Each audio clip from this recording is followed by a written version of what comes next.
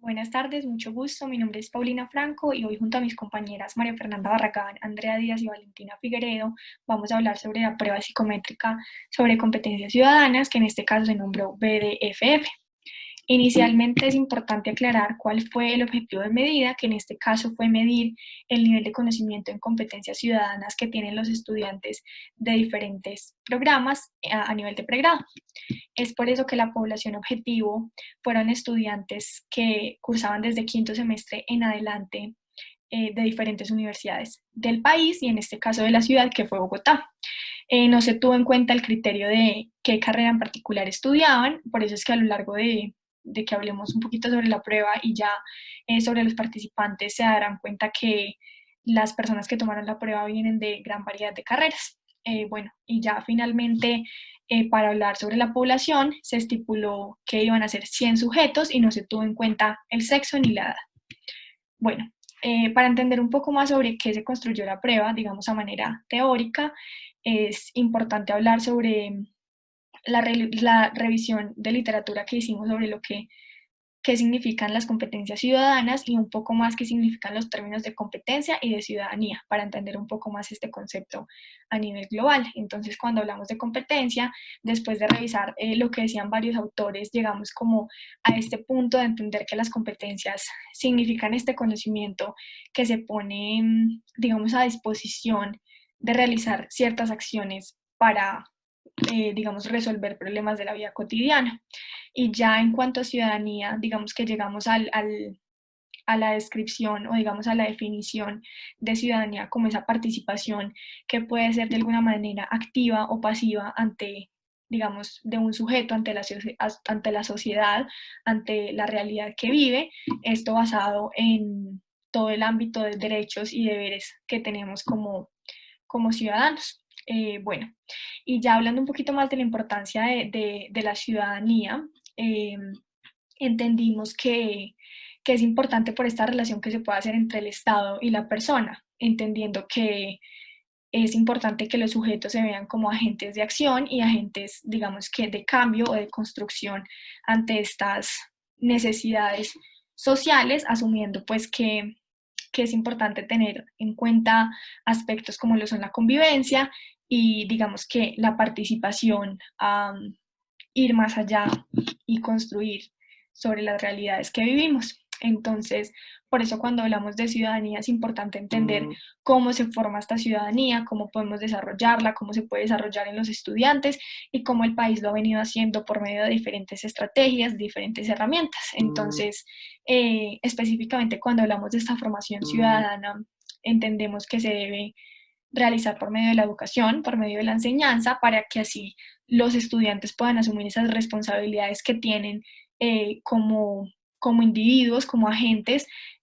para así mejorar, digamos, la sociedad y de alguna manera formarnos así como colombianos, teniendo en cuenta lo que son los derechos humanos, lo que es la convivencia, lo que es la democracia, entre otros. Bueno, entonces, ahora hablando un poquito más sobre esas herramientas que mencioné que pueden verse, digamos, en el país y que realmente han significado para Colombia un gran reto en cuanto a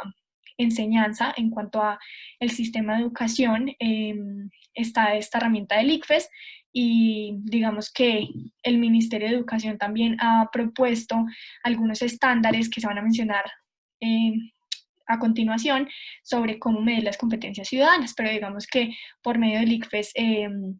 se ha venido realizando durante varios años. Igualmente se han propuesto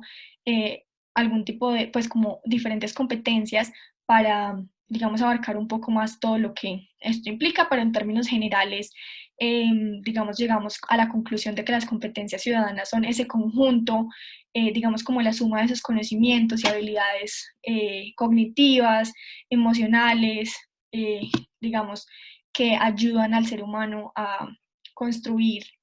de manera eficaz su realidad. Entonces, por eso acá proponemos lo que es la prueba BDFF, que ya vamos a hablar un poco más sobre su estructura y cómo, digamos, la establecimos por medio de esta revisión que mencioné de una manera bastante rápida, pero bueno, es importante aclarar que el instrumento en este caso fue un test y digamos que ya hablando un poquito más sobre lo que se hizo, la revisión de literatura, que ya, digamos, basado en esta revisión sobre las competencias ciudadanas y lo que se ha hecho en el país, se diligenciaron y se establecieron 30 ítems, que en este caso los formatos fueron de selección múltiple. Ya después de la realización de los 30 ítems, se pasó por un proceso de revisión externa, digamos, por parte de jueces, que, digamos, dieron como su punto y su perspectiva para así consolidar un poco más los ítems, modificar algunos puntos que estaban, digamos, que podían acercarse a lo que estábamos buscando. Entonces se realizaron las correcciones pertinentes y de esta manera la prueba fue mucho más completa y tuvo mayor calidad. Bueno, en cuanto a la estructura de la prueba, como mencioné anteriormente, se tomaron en cuenta estos tres temas o estos tres estándares que están postulados por el Ministerio de Educación para lo que es la materialización o la operacionalización de las competencias ciudadanas, que son la convivencia y la paz, la participación y la responsabilidad democrática y la pluralidad, identidad y valoración de las diferencias. En este caso, entendiendo que la convivencia y la paz es esa consideración que deben tener los sujetos ante los otros, la participación y responsabilidad democrática, digamos, la toma de decisiones que debe tenerse ante lo que sucede en el país, y la pluralidad, el reconocimiento a las diferencias de los demás. Bueno, entonces teniendo en cuenta estos tres temas, también se postularon estas cuatro competencias, que son las que aparecen en la prueba del ICFES, que son la argumentación, los conocimientos, el multiperspectivismo y el pensamiento sistémico. Y ahí, basados en estos dos criterios, lo que fueron los estándares y las competencias, se postularon cierta cantidad de ítems para cada uno, como pueden ver en la tabla, para así tener un total de 30 ítems. Para hablar de los participantes, es necesario mencionar que nuestro grupo hizo unos estadísticos descriptivos de la muestra, los cuales nos permitieron tener una idea de la manera en la que se comportaron las puntuaciones de nuestros participantes y de igual manera tener en cuenta unos datos que se preguntaban a la hora de realizar la prueba, que eran de tipo individual, como lo son las carreras y los semestres. Para empezar hablando de las puntuaciones, nosotros sacamos lo que es la media, la desviación estándar y la varianza. En cuanto a la media, hace referencia a la manera en la que se comportan los datos. En nuestra población escogida,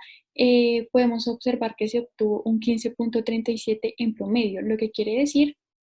que se estima un conocimiento medio en relación a los conocimientos que se tienen sobre competencias ciudadanas, puesto que en nuestra interpretación de los resultados de los datos, estimamos que el 15 se encontraba en un nivel medio, puesto que los datos en general eran 30 ítems. Respecto a la desviación estándar, es la forma en la que se distribuyen los datos. Entonces, lo que quiere decir es la distancia que se tiene entre el promedio, que es 15, y el resto de los datos que no pudieron ingresar o que no están dentro de la media, lo cual se puede observar que fue una distancia o una diferencia muy mínima, puesto que es de 4.45. Y en cuanto a la varianza, ya no se habla de una distribución general, sino una distribución de los datos individualmente, ¿sí? De cada uno de los datos. Y acá sí se puede observar que la diferencia, la distribución o la fluctuación sí fue mucho mayor, puesto que fue de un 19.79. En relación con los datos personales que mencioné, se tuvieron en cuenta las carreras y la carrera que más participó en nuestra prueba fue jurisprudencia con un 23%, seguida de psicología con un 12% y de ciencias humanas con un 11%. Y en cuanto a los semestres, como dijimos, se consideraron que operan desde quinto semestre hacia adelante, quinto semestre siendo el número 1 y décimo semestre siendo el número 6. Y por lo que se puede observar en la gráfica, los que tuvieron mayor participación en nuestra prueba fueron los de quinto y sexto semestre con un 22 y con un 20%. En cuanto al procedimiento, todo lo que se realizó en la clase de psicometría, podemos observar que al inicio lo que nos tocó hacer fue establecer el objeto de medida, que como lo dijeron anteriormente, era saber el nivel de conocimiento que se tenía acerca de las competencias ciudadanas. Posterior a esto, se se hizo un esquema del marco teórico y para poder realizar el marco teórico se tuvo que hacer una revisión de literatura para tener más conocimientos acerca del tema. Una vez se realizó el marco teórico, se hizo una estructuración de la prueba en donde se empezó a hacer elaboración de los ítems, los cuales eran 30. Una vez se tenían los ítems, se finalizó la primera parte de la creación de la prueba, dando paso a una revisión de jueces, que era donde otros compañeros que no son de nuestro grupo revisaban nuestra prueba y nos daban el visto bueno o algunas correcciones pertinentes para que nuestra prueba fuera más confiable y más válida. Después de esto se hicieron las correcciones pertinentes y la profesora, la docente, dio un visto de si estaba bien hecho o no. Si no, tocaba seguir corrigiéndolos y si sí, ya se podía pasar al siguiente paso, que era la virtualización de la prueba a través de la plataforma Google Forms. Ahí se difundió la prueba a 100 estudiantes universitarios que nos pudieran ayudar con la prueba para recolectar los datos y posterior a esto poder hacer una evaluación de las propiedades psicométricas que tenía la prueba. A partir de esto se pudo hacer un análisis de los ítems para así calcular la fiabilidad y la validez que tenía nuestra prueba. Una vez se calculó esto, se hacían las correcciones pertinentes para tener una creación final de la prueba con ya todos los ajustes necesarios. Para poder representar esto y tener validez de lo que se hizo durante todo el semestre, se agruparon los resultados y se hicieron una redacción de anexos para tener validez en todo esto, en un esquema en donde se pudiera evidenciar todo lo que hicimos a lo largo del semestre y al final poder hacer una sustentación del trabajo que estamos presentando actualmente para así dar cierre a nuestra clase de psicometría con conocimientos sobre cómo crear ítem y por ende una prueba. El siguiente paso del que vamos a hablar es acerca del análisis de los datos. Principalmente nosotros utilizamos la teoría clásica de los test, la cual consiste en asumir las puntuaciones que las personas obtuvieron en una prueba como tal, la cual pues claramente es la de nosotros. Esta puntuación es empírica, la cual se representa a través de la letra X y la teoría se forma a través de dos componentes. Por un lado, la puntuación verdadera que se tuvo en la prueba, la cual se representa con una V, y por otro lado, el nivel de error que se tuvo, que ya son por causas que no son controlables por la persona, como situaciones de su vida o algún comportamiento que se presenta a la hora de la prueba, como lo es el nerviosismo, el estrés o la ansiedad. Y esta se representa con la letra E, haciendo así una expresión formal de lo que es la teoría clásica de los test con la ecuación que se pueden evidenciar en la presentación. Respecto a las estimaciones que hicimos, tuvimos en cuenta el índice de discriminación, el índice de dificultad, el flujo de respuesta, la fiabilidad y la validez, las cuales van a ser explicadas en lo largo de la presentación. Y por último, la manera en la que nosotros pudimos analizar los datos fue a través de la plataforma de Excel y SPSS, que son herramientas que nos permiten analizar los datos y más aún cuando se tratan de muchos datos que son difíciles de interpretar, nos ayudan a tener un mejor análisis de estos a través de gráficas o tablas que nos resumen los diferentes comportamientos que se pudieron observar en la prueba.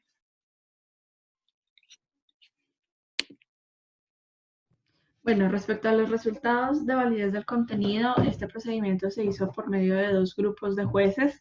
en donde básicamente se hicieron sugerencias para redacción, sustitución de palabras, donde las situaciones habían temas muy concretos y particulares, es decir, no se estaba midiendo como la competencia, sino ya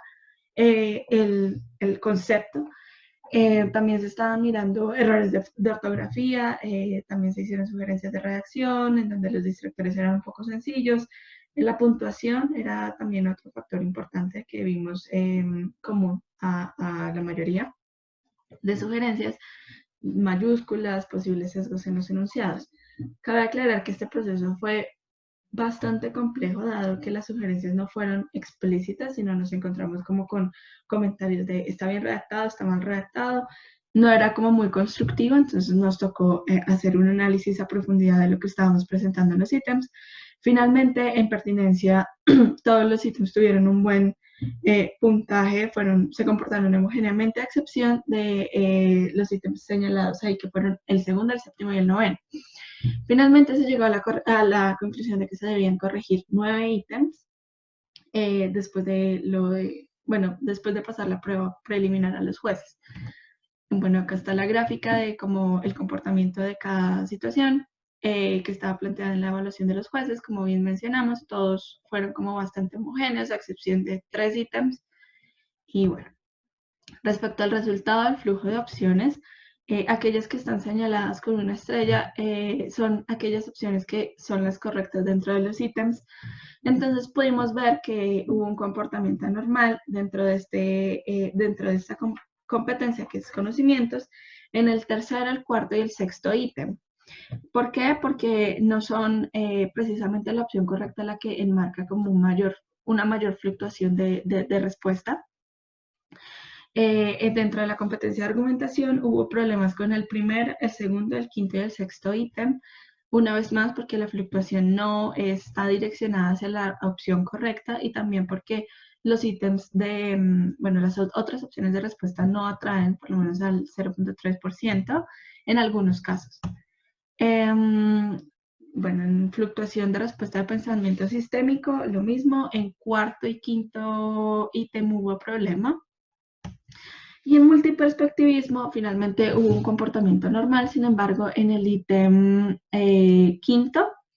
no hubo una fluctuación normal en las otras opciones de respuesta, sino que, pues, por el contrario, todo estuvo direccionado hacia la opción correcta. Entonces, eso nos puede dar un indicador de que la respuesta, en general, el ítem fue un poco fácil. Listo, entonces en decisión final de los ítems se llegó a la conclusión de que 37% se debía rechazar, el 46% aceptar y finalmente el 17% modificar. Esto, una interpretación un poco más a fondo, es que de pronto se estaban midiendo como cosas muy puntuales, es decir, como conocimientos ya de entidades públicas, entidades privadas, hasta dónde podría llegar el campo de acción de cada una de ellas, y este tipo de cosas que no eran puntualmente asociadas a la competencia como tal. Entonces, en resultados de índice de dificultad de discriminación, se llegó a la conclusión de que, hubo ítems que no tuvieron un muy buen desempeño, como es el caso del sexto, en donde se ve que es una dificultad como muy alta. Es un ítem donde casi nadie lo respondió, y también es un ítem donde como que el desempeño en esta pregunta afecta el desempeño general que estaba teniendo la persona en la prueba en general, en ítems que quizás sí estaban discriminando como quién tenía la competencia y quién no. Entonces, por eso se enmarca en una relación negativa, donde pues en efecto hay una relación negativa entre la prueba y la competencia, el constructo que se estaba midiendo, y así sucesivamente. Aquellos que tienen un asterisco son indicadores de que son preguntas muy difíciles, y aquellos que están paréntesis un menos son aquellos que tenían una dificultad muy, muy alta. Entonces eran ítems muy, muy fáciles. Finalmente, en la discriminación vimos muchas relaciones negativas, en donde hubieron ítems que tuvieron una repercusión negativa en el desempeño de las personas en la prueba en general. Entonces, este es un párrafo que resume básicamente como lo que acabo de decir. Ya puntualmente en ítems como el 3, el tercero, el sexto, el 11º, el 15º, el 19º y el 20º, donde se corroboran las hipótesis que se tenían sobre el desempeño del ítem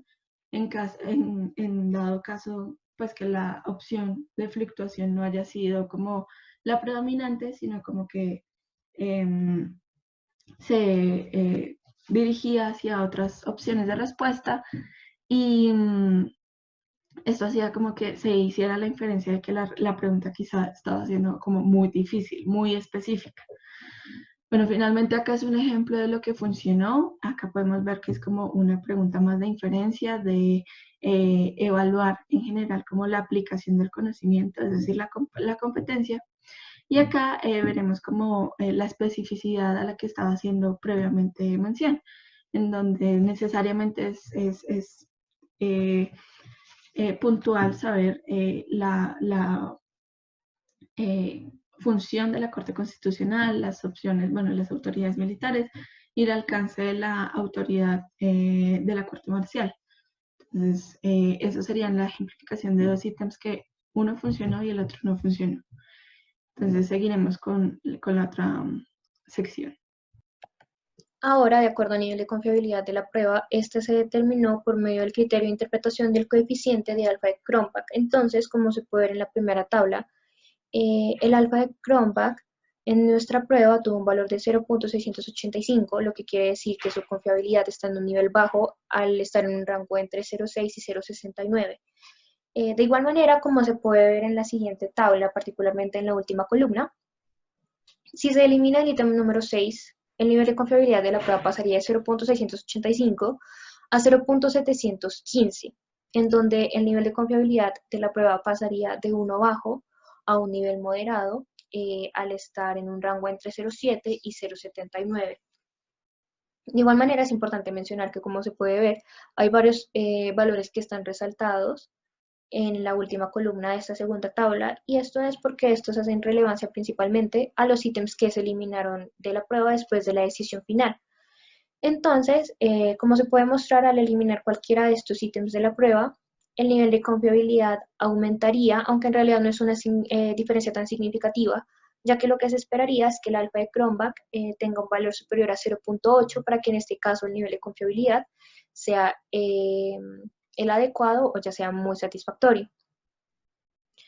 También encontramos particularmente factores que pudieron afectar en el nivel de confiabilidad de la prueba, y en primer lugar está la aplicación de esta misma, ya que al ser una prueba tan extensa que requería tanto tiempo y tanta precisión para leer cada uno de los enunciados y de las respuestas,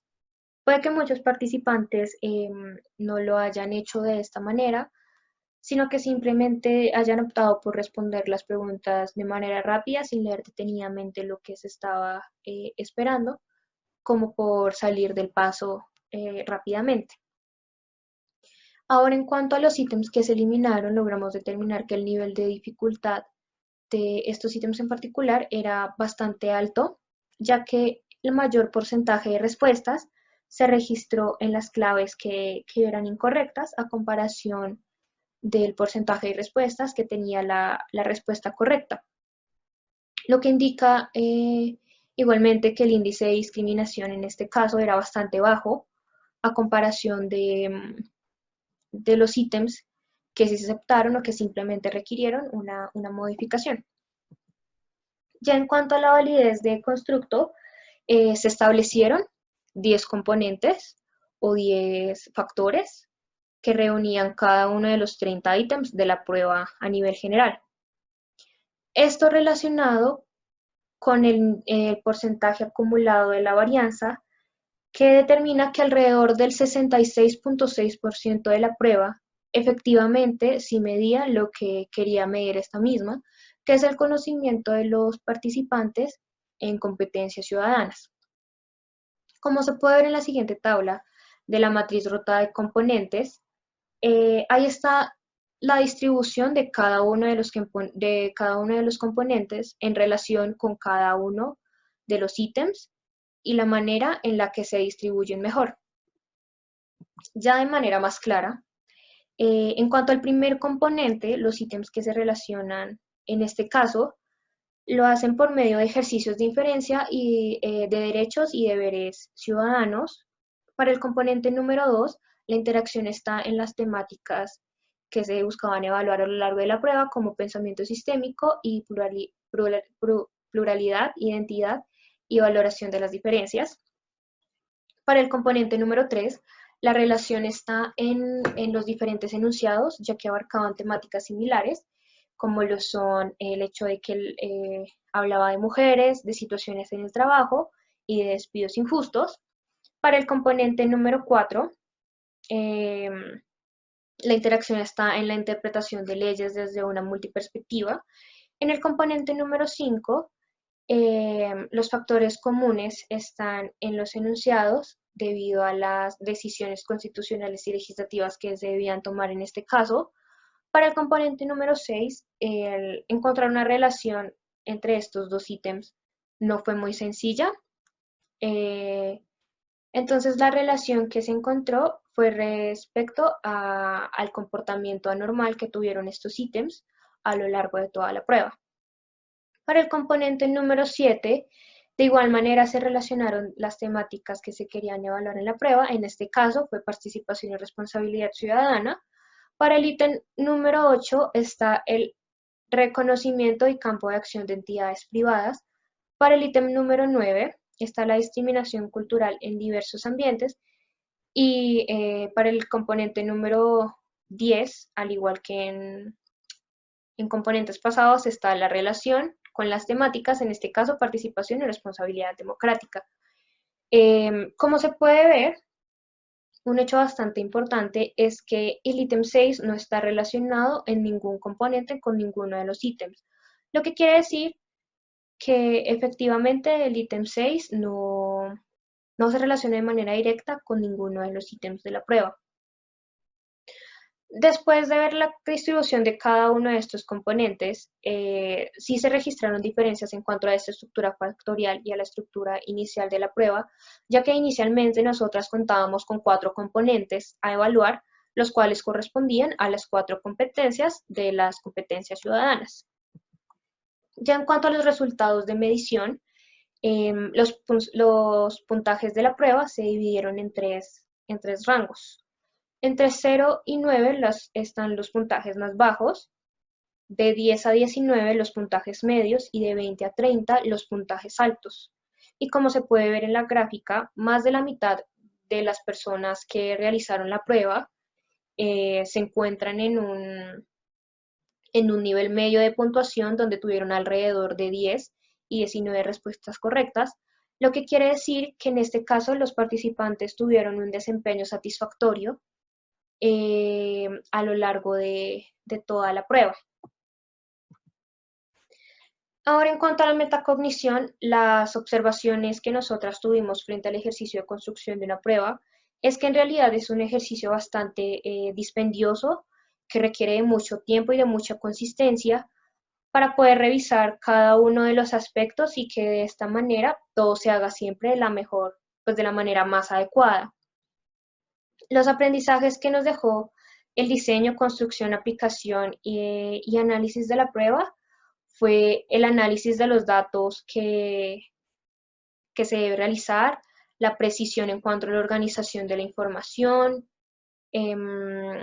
también está la revisión constante de los datos y el aprender a utilizar de igual manera diferentes plataformas que hagan o que faciliten todo este proceso. En cuanto a los elementos que tendríamos en cuenta para la vida profesional, son los de leer con mayor detenimiento la estructura de la prueba y qué es lo que ésta quiere medir, y también reconocer e identificar que la extensión de la prueba o que lo que la prueba efectivamente quiere medir va abarcado a ese tipo de población en particular con la que se quiere trabajar. Y ya en cuanto a las sugerencias que dejamos para los próximos compañeros, es que hagan todo este proceso con tiempo, que no dejen, o sea, sí que no dejen que pase el tiempo y realizar esto a último momento, responder, hacer cada una de las preguntas que consideren relevantes para desarrollar de mejor manera todo este proceso, leer de manera adecuada, tener mucha paciencia, ya que como lo mencioné anteriormente, este es un proceso bastante largo y bastante arduo que requiere mucha consistencia por parte de cada una de las personas que están haciendo esta prueba. Y ya eso es todo, muchas gracias.